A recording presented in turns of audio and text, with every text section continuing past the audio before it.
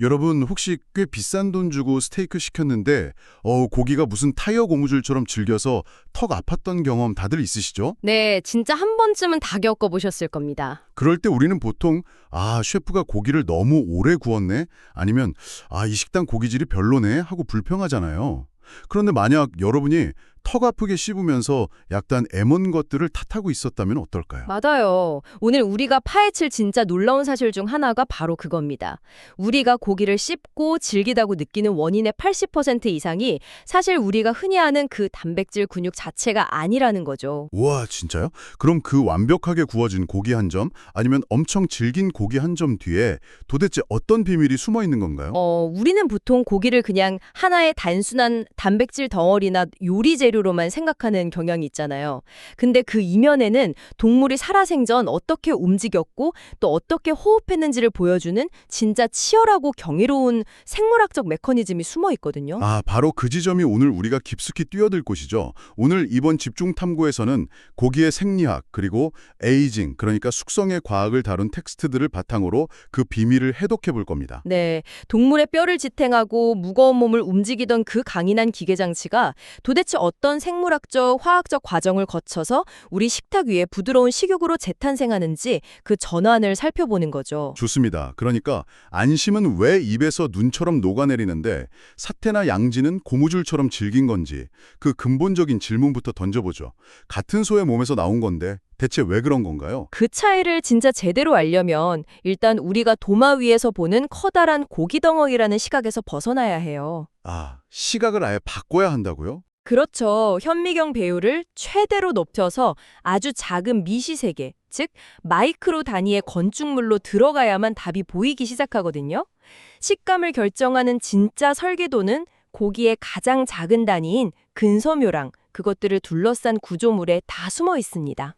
근섬유의 구조물이라 그러면 현미경으로 고기를 들여다봤을 때 정확히 어떤 구조가 나타나는지 그림을 한번 좀 그려주시겠어요? 우리가 흔히 고기라고 부르는 근육은 사실 겹겹이 쌓인 거대한 다발들의 집합체예요.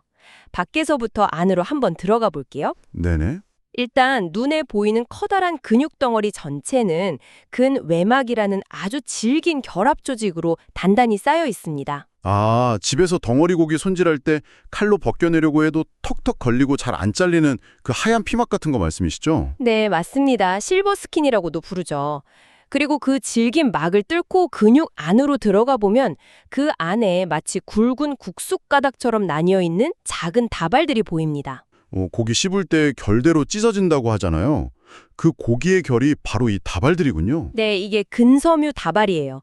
근데 이 다발들 역시 근속막이라는 또 다른 막으로 아주 단단히 감싸져 있어요. 잠깐만요. 껍질 안에 껍질이 있고 그 안에 또 껍질이 있는 거네요? 거기서 끝이 아니에요. 그 국숫 가닥 같은 다발을 쪼개고 쪼개면 구성하는 아주 가느다란 실, 한 가닥 한 가닥이 나오는데 그게 바로 근육 세포 그 자체인 근섬유입니다. 굵기가 어느 정도 되나요? 고작 10에서 100 마이크로미터 정도예요.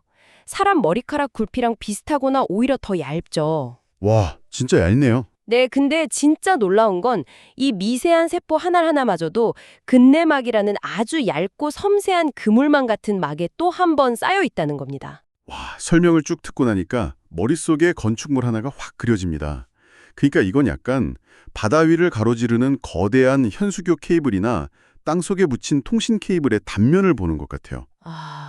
통신 케이블이요? 네, 아주 얇은 구리선들이 묶여서 작은 피복에 쌓인 다발이 되고 그 작은 다발들이 수백 개씩 묶여서 다시 두꺼운 외부 피복에 단단히 쌓여있는 거대한 케이블 본체 구조 말이에요. 아주 정확하고 시각적인 비유네요. 그리고 바로 여기서 아까 던지셨던 왜 고기가 질긴가에 대한 해답이 나옵니다. 범인이 드디어 나오는 건가요? 네, 숙성 과학자들이 현미경 들여다보면서 가장 집중하는 타겟은 구리선, 즉 근섬유 자체가 아니에요. 방금 말씀하신 그 피복, 그러니까 근섬유들을 겹겹이 묶고 있는 막들이죠.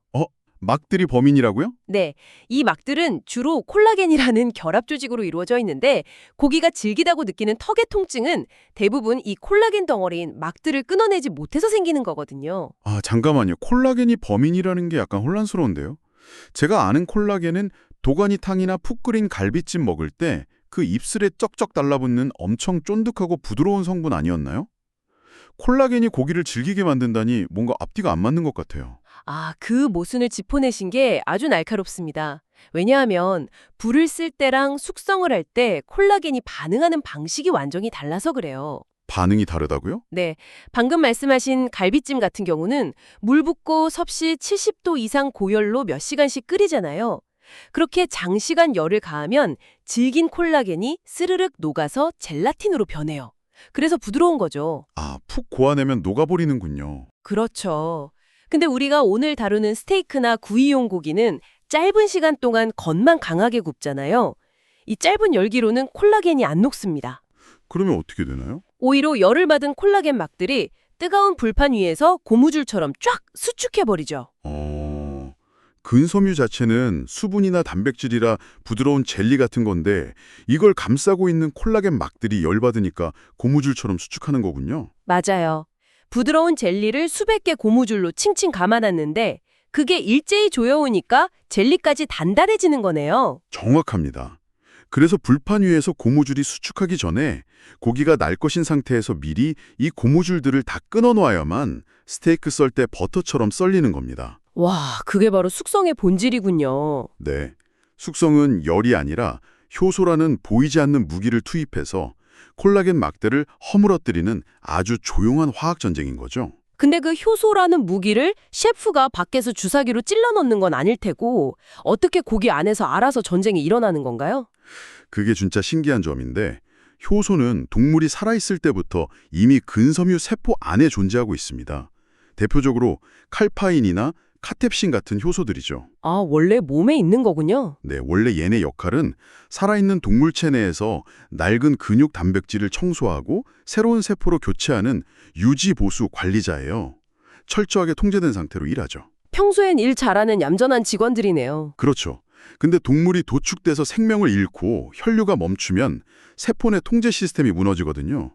환경이 변하면서 이 관리자들이 폭주를 시작하는 겁니다. 아, 회사가 망하니까 관리자들이 통제력 잃고 건물 기둥이랑 벽을 막 무차별적으로 철거해버리는 상황이군요. 하하, 맞습니다. 이 효소들이 고기 내부를 돌아다니면서 콜라겐 막이랑 결합 부위를 툭툭 끊어버리는 거예요. 우리는 온도랑 습도로 그 파괴 속도를 정교하게 조절하는 거고요. 와, 진짜 재밌네요. 그런데 여기서 드는 의문이 모든 근육의 고무줄 두께가 똑같지는 않을 거 아니에요? 아주 날카롭습니다. 근육마다 고무줄 두께가 완전히 다릅니다. 왜 그런 거죠? 동물이 살아생전 그 근육을 어떤 목적으로 얼마나 많이 썼는지에 따라 물리적 구조가 아예 달라지거든요. 아하, 여기가 바로 고기가 그 동물의 이력서가 되는 지점이군요. 제가 자료 보면서 고기 색깔만 보고도 어떻게 살아왔는지 알 수 있다는 부분이 진짜 흥미로웠거든요. 네, 그럼 먼저 붉은색 고기, 즉 적색근부터 살펴볼까요? 좋습니다. 이 근육들의 이력서는 어떻게 쓰여 있나요? 적색근의 이력서 최상단에는 지치지 않는 마라토너라고 적혀 있습니다. 소가 하루 종일 들판에 서 있거나 무거운 머리를 지탱할 때 쓰는 근육들이죠. 목심, 사퇴, 양지 같은 부위겠네요? 맞아요.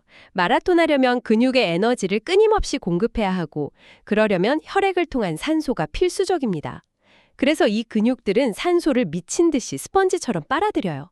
산소를 흡수하는 거랑 고기가 붉은색인 거랑 무슨 상관이 있죠? 산소를 세포 안으로 운반하고 저장하는 단백질이 바로 미오글로빈이거든요. 이 미오글로빈의 핵심 성분이 철분이에요. 아, 철분요? 네, 철분이 산소랑 결합하면 붉은색을 띠게 되잖아요. 우리 피가 붉은 거랑 똑같은 원리죠.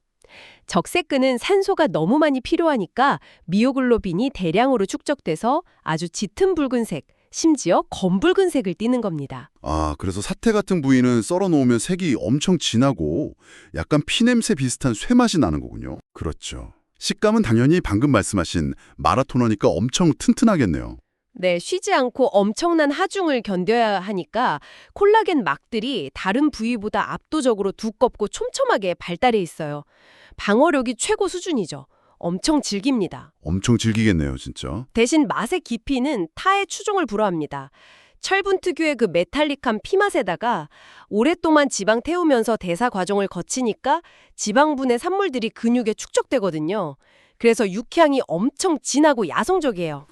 야, 고무줄이 그렇게 겹겹이 두꺼우면 효소들이 끊어내는 전쟁이 쉽지 않을 텐데 이런 적색근 마라토너들은 어떻게 숙성해야 되나요? 장기전이 필수적이죠. 보통 진공 포장에서 3주에서 4주 이상 길게 시간을 두는 웻 에이징 전략을 씁니다.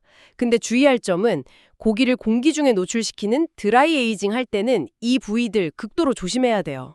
왜요? 드라이 에이징 하면 풍미 농축돼서 더 좋은 거 아닌가요? 함정이 있습니다. 아까 미오글로빈에 철분이 많다고 했잖아요. 이 철분이 지방산화를 엄청나게 가속화시키는 촉매 역할을 해요. 아, 녹슨쇠가 주변 빨리 부식시키는 것처럼요? 정확합니다. 적색근을 상온에 가깝게 공기 중에 오래 노출하면 고소한 치즈향이 아니라 불쾌한 산패치가 나면서 썩어버려요. 그래서 적색근 풍미 끌어올리려면 온도를 얼기 직전까지 낮추는 빙온 숙성 같은 정밀한 컨트롤이 필요하죠. 와, 마라토너 다루려면 시간과 온도의 정밀한 조율이 필요하군요. 자, 그럼 완전 반대편으로 넘어가 보죠. 창백할 정도로 옅은 분홍빛 띠는 백색근은 어떤 이력을 가졌나요? 적색근이 마라토너라면 백색근은 폭발적인 스프린터예요. 소가 포식자 피해서 갑자기 도망칠 때 순간적인 힘을 내는 근육이죠. 안심이나 우둔 같은. 평소엔 얌전하다가 비상시에만 로켓처럼 튀어나가는 친구들이군요. 네, 급하게 힘써야 되니까 산소 퍼질 때까지 기다릴 여유가 없어요. 그럼 에너지는 어디서 얻죠? 근육세포 속에 미리 쟁여둔 당분, 즉 글리코겐을 급격히 태워서 무산소로 에너지를 폭발시킵니다. 산소가 안 필요하니까 미오글로빈도 별로 없고 붉은색이 빠진 선홍빛이 나는 거죠. 아, 여기서 제가 자료 보다가 진짜 무릎을 탁 친 부분이 있습니다. 어떤 부분이죠? 우리 다이어트 할 때 닭가슴살 먹고 횟집에서 광어회 먹잖아요. 걔네들이 하얀 이유도 똑같다면서요? 맞아요. 닭도 평소엔 걷기만 하다가 날개 퍼덕일 때만 가슴살 폭발적으로 쓰고 광어도 바닥에 납작 엎드려 있다가 먹이 낚아 챌 때만 근육 쓰니까요.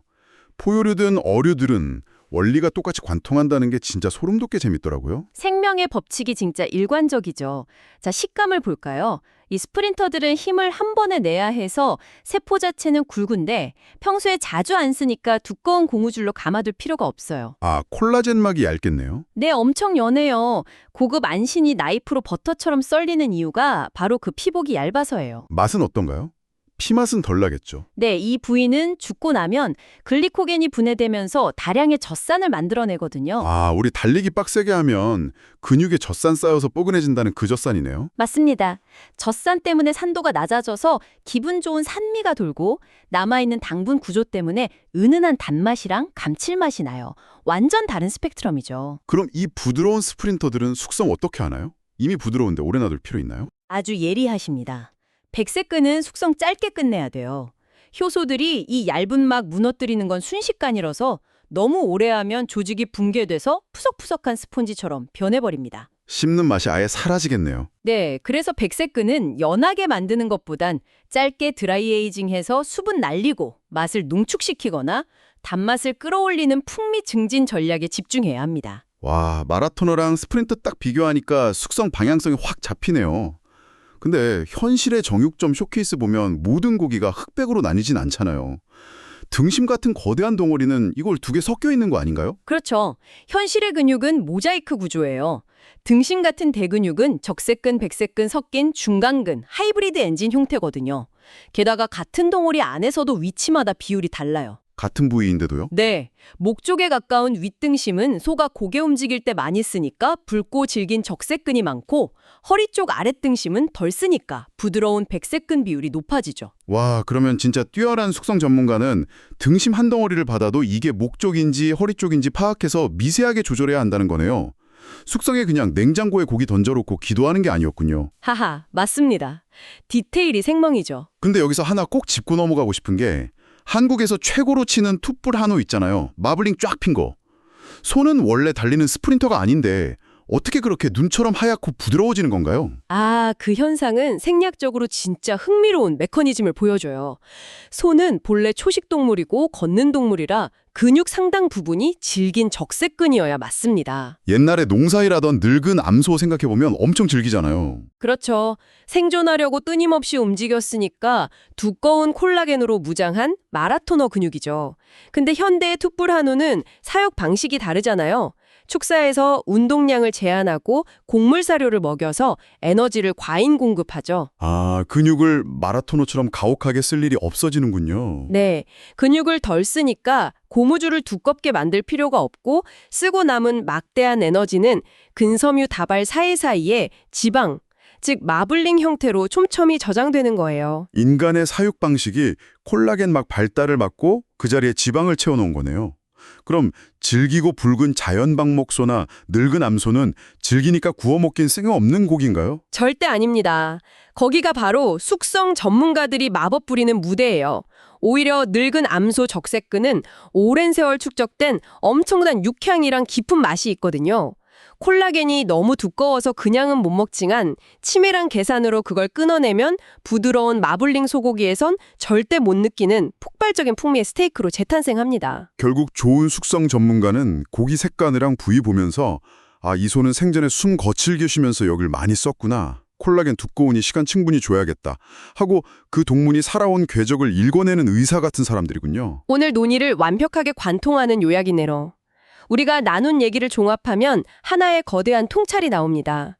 고기는 단순한 단백질 덩어리가 아니라는 거죠. 그럼 뭔가요? 고기는 동물이 살아있을 때의 습관, 움직임, 호흡 방식이 세포 단위에 고스란히 저장된 일종의 기억 저장소입니다.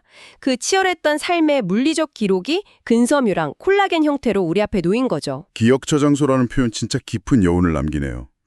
오늘 이 얘기 듣고 나니까 당장 정육점이나 식당 갈 때 고기 보는 시선이 완전히 달라질 것 같아요. 네, 그냥 맛있겠다가 아니라 이 근육은 어떤 삶을 버텨냈을까 하고 생물학자의 눈으로 보시게 될 겁니다. 그리고 이게 우리가 고기를 대하는 태도에 아주 중요한 생각할 거리를 던져주거든요. 맞습니다. 자, 다시 오프닝 질문으로 돌아가 보죠.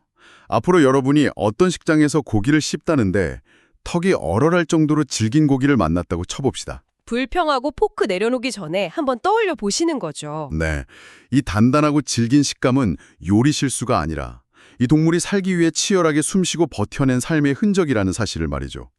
우리는 단지 그 훌륭한 삶의 기록에 알맞은 시간과 온도를 선물하는 숙성이라는 마법의 타이밍을 미처 몰랐을 뿐이라고요. 맞습니다. 다음번 불판 위에 고기 한 점 올릴 때 지글거리는 소리와 함께 그 고기가 들려주는 삶의 이력서에 가만히 귀 기울여 보시기 바랍니다.